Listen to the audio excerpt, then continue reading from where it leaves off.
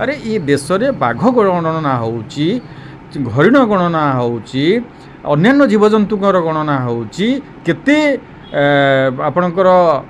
गाई बलद अछंती तांकर जनगणना होउची, पशु जनगणना होउची, किंतु पछुआ वर्गंकर जनगणना होने, अर्थात पशुपक्षी पछुआ वर्ग को हीन रूपे विवेचना करा जाउची। तेणु ए प्रकार जनमत सृष्टि जितेबाला लोक मैंने कथा जानिले से प्रतिक्रियाशील हेले एवं प्रतिक्रिया देखा जिते आरंभ कले से क्षेत्र में से समय जो मैंने जाति जनगणना को आज पर्यंत विरोध कर आसुथिले, जो सरकार मंत्री माने विरोध करिसंती, निजे सरकार विरोध करिछि एवं विरोध रे स्टेटमेंट देइसंती, विवृत्ति जारी करिसंती, से सरकार हठात घोषणा करुछि जनगणना रे साधारण जनगणना हबो, सेथिरे पछुआ वर्गर जनगणना मध्य हबो, अर्थात जाति जनगणना हबो। जाति जनगणना हो बोले सेथिरे से समस्त को इनक्लूड कर देले, अर्थात एससी एसटी ओबीसी मानकर जनगणना हबो, किंतु सेथिरे एससी एसटी मानकर जनगणना पूर्वरु तो अछि। जेमिति से माने मंडल कमिशन समय लोक मानक प्ररोचित करिकी दंगा सृष्टि करथिले, गंडगोल सृष्टि करथिले, जलापोड़ा सृष्टि करथिले जे पछुआ वर्ग को जदि मंडल कमिशन लागू होउची ताले पछुआ वर्ग को दलित कर दिया जिवो, सेथिपई पछुआ वर्ग भितर से माने सचेतन नथिले, ब्राह्मणवादी मानकर प्ररोचना रे शिकार हेई से माने आंदोलन को आसिले एवं जो माने मृत्यु बा निहत हेले आंदोलन रे से माने समस्ते पछुआ वर्गर लोक थिले। से भली भाव में एठी मध्य हमकु क्लियर हो जावा कथा जे ये जनगणना जो सपक्ष रे केंद्र सरकार कहिसंती, से जनगणना केवल पछुआ वर्गर जनगणना पई कहिसंती एवं एससी एसटी मानक जनगणना प्रति जनगणना रे साधारण जनगणना प्रति 10 वर्ष रे जहा होउची एससी एसटी मानकर होउची, प्रथम थर सेथिरे ओबीसी मानक स्थानित करा जायछि। ये गोटे पार्ट रहला। एथिरे सरकारकर जो मंशा रहला, सरकारकर जो उद्देश्य रहुची बा सरकार जो मनोवृत्ति अच्छी, से मनोवृत्ति उपर आमर सन्देह रही। कौन सन्देह? ये सन्देह केतेबेले ना जितेबाला आम कहले युद्धर जितेबाला युद्ध परिस्थिति सृष्टि होती देश में, सेतेबेले जनगणना डिक्लारेसन कर घोषणा कर केंद्र सरकार, प्रथम कथा। एवं द्वितीय कथा, सी जनगणना संपर्क में स्थिर करना डेडलाइन देना जे आम 2026 कि 2027 आम जनगणना करूँ, से ओबीसी मान जनगणना करूँ। सी जनगणना हुए तो 2031 भी हो पारे, तार कौन निर्दिष्टता नहीं, अर्थात बा परवर्ती पर्यायर सी एकु मध्य जो घोषणा करछि से घोषणार भी ओहरी जाई पारंती, एथिरे मध्य संदेह अछि। अर्थात ओबीसी मानकर डेवलपमेंट पाई जो जनगणना हबा निहाती दरकार, कारण आज मात्र 3.5 भाग लोक 70-80 भाग प्रत्येक शासन प्रशासन विचारालय गणमाध्यम सबुठिरे आस्था जमई बा माड़ी बसचंती। ये कथा साधारण लोक जन दि जाऊनी। जति जनगणना हम से आर्थिक कथा, सामाजिक कथा, शिक्षा कथा, राजनीति से भागीदारी कथा, कलकारखाना से भागीदारी कथा, इंडस्ट्री बा आमर अर्थनैतिक क्षेत्र में से भागीदारी कथा, प्रत्येक क्षेत्र में तथ्य सम्मुख को आसब और सम्मुख को आसला जिते लोक मैंने वास्तव तथ्य जानवे जे ए देशर एससी एसटी ओबीसी एवं जो मैंने धर्म परिवर्तित संख्यालघु अच्छा एमाने देश में 90% लोक हेले भी एवं ओडिशा रे स्पेसिफिक 94% एमाने हेले भी एमाने वास्तविक एमाने मात्र 10-12% एमाने दखल रे अछंती एवं ए राज्यर 6 भाग लोक 85 भाग शासन प्रशासन विचारालय गणमाध्यम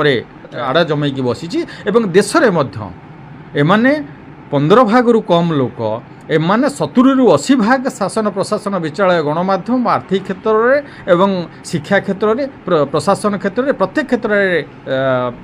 माड़ी बसचंती एवं ए देशर 85 भाग रु 87 भाग लोक मात्र 8-10% एमानक भागीदारी अच्छी। ये जो तारतम्य अच्छी यह संपूर्ण रूपे संविधान विरोधी, कारण संविधान कहला जे ये देश में समस्त प्रकार विषमता को दूर करा, अर्थात आर्थिक क्षेत्र में जो विषमता अच्छी से विषमता को दूर करने शासक वर्ग बा शासक माने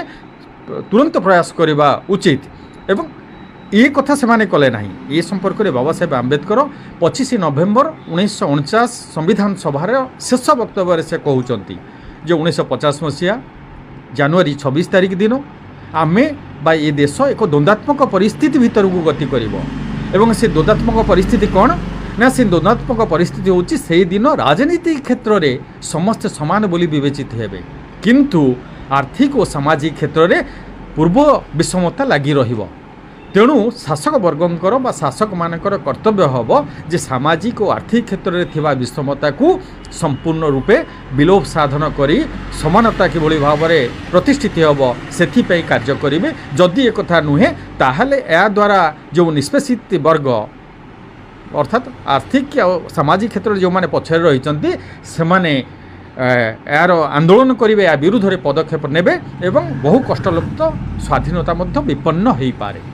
ଯେଉଁ 1949 ମସିହା ନଭେମ୍ବର 26 ତାରିଖ ଦିନ ଶେଷ ବକ୍ତବ୍ୟରେ ବାବା ସାହେବ ଆମ୍ବେଦକର କନଷ୍ଟିଟ୍ୟୁଣ୍ଟ ଆସେମ୍ବଲିରେ ସେ ଯେଉଁ ଆଶଙ୍କା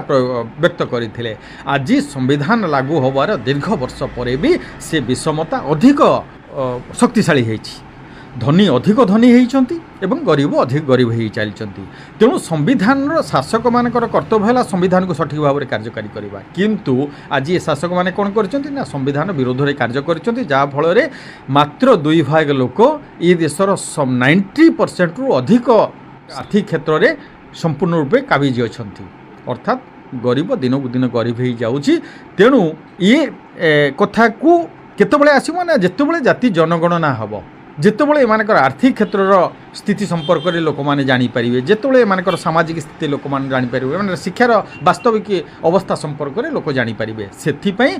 ଜାତି ଜନଗଣନାର ଆବଶ୍ୟକତା ଅଛି, ଯାହାକୁ RSS ସଂଘ ପରିବାର ବିଜେପି ଦୀର୍ଘଦିନ ହେଲା ବିରୋଧ କରି ଆସୁଥିଲା। ଆଜି ସେମାନେ ଜାତି ଜନଗଣନା ସପକ୍ଷରେ ଓକିଲାତି କରୁଛନ୍ତି, ଯେତେବେଳେ କି ପଛୁଆ ବର୍ଗ ସଚେତନ ହେଇଛି ଯେ ଜାତି